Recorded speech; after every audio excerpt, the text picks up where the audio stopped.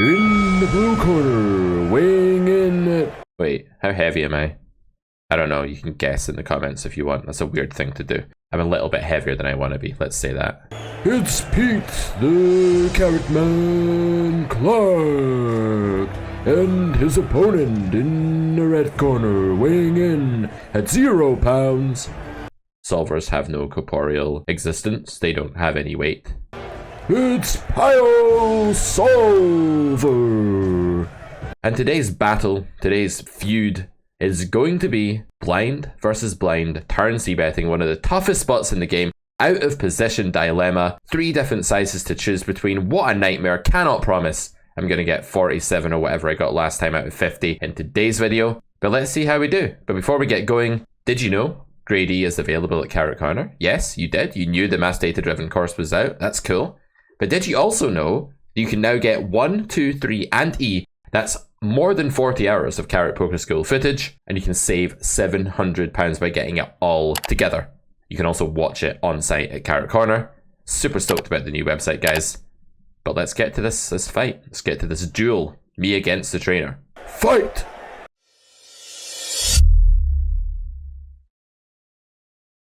Alright guys, this is like take 50 in me recording this.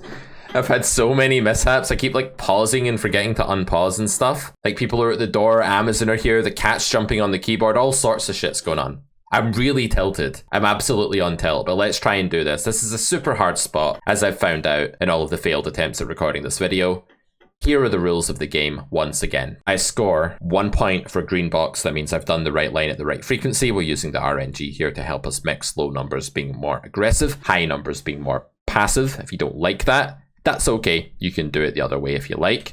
Yellow boxes are mixing errors. That means that we've done something that's fine, but we've done it at the wrong frequency. I've been getting lots of those in my warm-up / failed attempts to record a video here. And red boxes are EV losses. I've actually done something that the solver thinks is egregious enough to warrant the red box. Sometimes that's a big blunder. We made a couple of those in the last installment of this series. Sometimes that's just the solver being a little bit too pernickety about certain things that don't matter in the real world. But rules are rules, red boxes are 0 points. King Deuce.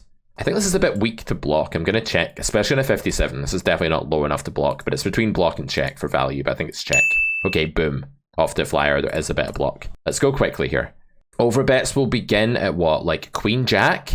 King Queen? Probably not Queen 10, maybe Queen 10? Maybe you can overbet. This is such a dry turn. Do you know what though? I mean, I'm just playing overbet, block, or check. I think I'm going to block this hand and overbet Queen Jack. This is probably going to be yellow though. Oh yes, get in. Come on guys. It was just block. It wasn't overbet. We played for a full point or half a point. We knew that we couldn't get a red box with a block bet. That is playing it safe, Pete. Smart thinking. Ace deuce. Big bet or check. Let's big bet. Boom. 3 out of 3. This is a great start. I don't want to tempt fate, but this is the best start I had in all of my failed attempts. Not failed, by the way, because I did badly. I wouldn't cut the video because I'm doing badly, but like literally I kept messing up the recording. Hopefully this will be my best run though. Ace 6, I think you can check sometimes. I think I'm usually going to bet though we unblock the 9. I'm going to just overbet.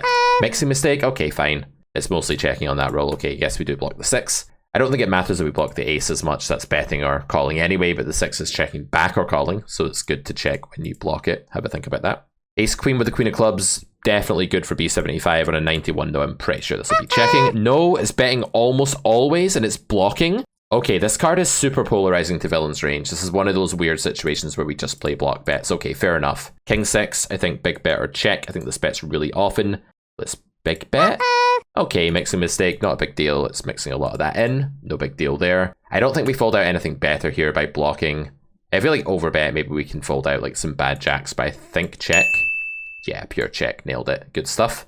Queens, just checking for showdown or block betting, probably checking on this roll. I'd imagine blocking is good too. Yep. King Queen, gonna go for big bets here really frequently, man. This hand, like, I guess I check raise on a 98. I don't love it. Yeah, we do a little bit of check. And we are going to check raise. Our draw is of high enough caliber that we can check raise there. And where you can check raise, whether that's because you have a good hand or draw, you know, it doesn't really matter. You don't have to bet if you can check raise. By the way, guys, grade 2, lecture 5 is the place to go for the out of position game. That's where we go through all of the theory of these kinds of spots. If you're going to drill this sort of spot, definitely watch that first. 7-5. I don't think we can do anything with this hand. It's absolutely abysmal. Oh, we can block bet a really low frequency. Okay, but there's a minimum standard here. The only reason it's ever block betting this hand as a bluff is that this jack turn is phenomenal for our range. But if it wasn't for that, it's going to give up like a ton of the air hands. All of them, actually. The absolute dog shit hands, I mean. Not like the hands that have gutters or pair draws. Those are great hands. But hands that are drawing to like terrible pairs and no straights, those are going to check. Overbet's good here. B75 is okay here as well. Check is okay here. Block is okay here. You can honestly do anything with this hand. I think it'll block on this roll. Maybe. Okay, makes a mistake, but okay, it's mostly overbetting. I thought medium roll, maybe it'll block, but yeah, more overbet than that with the nutty draw. Makes sense. 10-9. No red boxes yet, at least. Don't think we get to do anything ever. No, we don't. Ace-8, I think this is probably going to be pure check. I mean, I've rolled so low, but really, would we ever bluff this? I don't think so. Yeah, okay, good. Nailed it. Let's go. Let's keep going. Gonna check here. Just always. Okay. 10-9, definitely a hand we can mix and bluff with. 50%. It's not the best turn for range. Like, villain has a lot of jack 10 as well. I don't think we bluff on this roll. The 9 blocks some folds, probably. Yeah, okay, pure check. Nice one. Never bets. I would have bet that if the number was lower, so I made a mistake there. Good to know. Ace-8, 8 spades. I think you can probably bluff this, and I think it'll be block or B75. I'm going to block on a 48. Wish me luck. Yes, guys! Oh my god, I'm so stoked I got that one. I was not expecting to get that one. It's a pure block. It's a pure block. Okay. The scoring system just rewards me for randomly guessing right sometimes. It's fantastic. A lot of this is instinct though. Sometimes my subconscious just tells me to press a button. I don't know why it's doing it. I could maybe figure out why, but it would take me a while. So I'm just going to blitz through this using my intuition. We have 50 hands to get through, so yeah. I think we slow play on this roll for sure. Definitely do some betting of various sizes though, where you can, you know, slow play. You don't have to bet. King 3. I think you block, but you also check, and you check on this roll. Okay, nice. Ace deuce, you either overbet or check. You probably just overbet here. Maybe you big bet. Yes, it's overbet. Nice. Ship it. 9-8, I don't think you do anything here. You want to bluff with like a queen or a 10 in your hand, or a flush draw mostly. Okay, nice. Queen 10, blocker check. Check on this roll. Got 'em, boys. Jack 9, blocker check. Check on this roll. I love it when it gives me really high or really low numbers because I can't really go wrong. I think you can block, but not very often. I'm just going to check. Oh, you block more than that? Shows what I know. Mixing mistake. That's a value bet, by the way, sort of. Also get some useful fold equity. Villain folding out high cards. You get the picture. Overbet's good here, probably. No. What, because it's paired to the 5, I can't overbet? Really? Really? I mean, it's almost the same EV. Okay, it's a little bit lower. Block or check? Like, I can't even big bet? Like, what are you on about, Solver? Really? Huh. Shows what I know. I really felt like King 10 plus or something is okay for overbetting there. Let me know what your own sims say about that spot. Little blunder. Oh dear. Can't get them all right. Queen 5 to 6 with 2 pair. There'll be some slow play here. There'll be a lot of B75ing. There'll be some overbetting going on. Oh, there'll be some block going on as well. There'll be all sorts of shit going on here. We do unblock all the hands that call block. Like the 5 and the 6 and stuff. And some of the bluff raises. I don't know. I think I'll block on this roll. Please be right. Oh, makes a mistake. Oh, it's so close to being right. Oh my god. Okay, we'll take half a point. Not the end of the world. 2 pair, probably just pure check. It's a really low roll though. Can we block bet? Can we block bet? Is this too thin? I think it's too thin. No, is it too thin? I think it's too thin in the spade. Yes! Oh my god, it was so close. It was 6.94%. That's super close, man. Overbet? No, not in the flush turn. Big bet? Yes. Yeah, big bet. Let's go. Cool. Overbet or check? Probably check. Go for check raise or check call, depending on villain's sizing. Hardly any check there, but enough that we got the green box. Come on, ship it. The 9 of hearts here, definitely a hand we can bluff with. 68. Probably looking at block on a 68, I would think. Get in. Come on. Jack 10 of spades. I'm getting really excited by this game. This game excites me more than actual playing poker does. I don't know what that says about me and my temperament and my geekiness, but it really does. This has got to be a really frequent bet. I don't love check raising this hand. I wonder if I can just... Did I just block on this roll, probably? No. Red box. Okay, let's investigate this, guys. It says I should always check because it hates this turn and it's basically checking all the time. However, it's just given me a red box for 0.01 chips lost. A chip is a tenth of a big blind. So that is like some infinitesimally small amount of a big blind. And it's doing it itself sometimes. What a hypocrite. Okay, rules are rules, but what a load of absolute BS. It's the problem with solvers. If you don't solve the sim for like a really high accuracy, and these ones are not as high as the last ones in the last episode, because blind versus blind is like a really ridiculously big tree, takes forever. This is a pure check, right? Yeah, boom. So yeah, we're just not solving these to as much accuracy. Check. Okay, keep giving me the easy ones. I like it. Got £1,000 resting on getting above 45 here. Just kidding, I don't really. This is blocker check. I'm gonna block. Boom. Oh my god, it's always bluffing this hand. This is like such a good pair draw hand. We unblock the spades. What am I talking about, the spades? We have a club. The club is the worst suit, but it doesn't matter that we have the club because the 10 and the 9 are just such good pair draws. I love the concept of pair draws. Say it with me. Pair draw. Pair draw. Yeah, it's really cool. If you think about villain's range when he calls turn here, because the whole point is being able to redraw when behind, he's going to call a ton of like 7s, 4x, 8s, 6s, 5s, deuces, king high. If he folds king queen all the time here, he's massively overfolding, by the way. This is why this bluff works really well in real life against humans, because humans will be like, oh, king high, fold. So on really dry boards like this, bluffing is really cool exploitatively. There's another tip for you, but the theoretical point is that you're live against most of villain's calling range. Okay, you're dead if he has an ace, but c'est la vie. You can't just imagine he has an ace. Don't be that poker player that just pictures your opponent with the most like depressing hand ever and be like, oh, he's got an ace, I can't bluff because he's got an ace in it. Like, don't do that. Makes you sound like an idiot, especially if you say in it. In it and bro are like two of my least favorite words. I don't know which one's worse. You can tell me in the comments whether in it is worse or bro is worse. They're both really bad. I don't know which one's worse. Block here? Is this too thin to block? Maybe it's just a check, actually. Yeah, it's just a check, right? I figured it out, guys. I got there in the end. 6-5, overbet, overbet, overbet all day long. Cool. Oh, it was only 20% overbet. There's a lot of block there. That's weird. That's a weird anomaly. I guess the double gutter, while it's good, it's not like nutty on all runouts, and a flush draw is like really far from nutty. So that's probably what's going on there. 10's just gonna have to check here, I think. Can it block? Probably not. Cool. It can actually.